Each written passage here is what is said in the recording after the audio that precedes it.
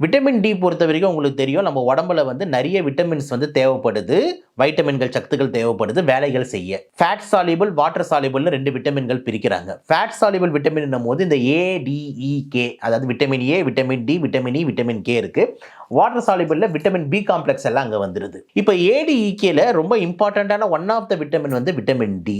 முதல் இம்பார்ட்டன்ட் வந்து பாத்தீங்கன்னா விட்டமின் டியோட இம்பார்ட்டன்ட் யூஸ் என்ன அப்படின்னு பாத்தீங்கன்னா கால்சியம் அண்ட் விட்டமின் டி ரெண்டுமே உங்க எல்லாருக்குமே தெரியும் எலும்பு சத்துக்கு மூட்டு சத்துக்கு மிக முக்கியமானது ஒன்று. ரெண்டாவது ரொம்ப இம்பார்ட்டன்ட் யூஸ் என்ன அப்படின்னா தசைகள் வந்து செயல்படுறதுக்கும் இந்த விட்டமின் டி ரொம்ப இம்பார்ட்டண்டா யூஸ் ஆகுது. மூணாவது இன்னொரு யூஸ் என்ன அப்படின்னா நம்மளோட எதிர்ப்பு சக்தியை ஓரளவுக்கு வந்து இது மெயின்டைன் பண்ணுது. ஓகேங்களா, இம்யூனோ மாடுலேஷன் சொல்லுவாங்க.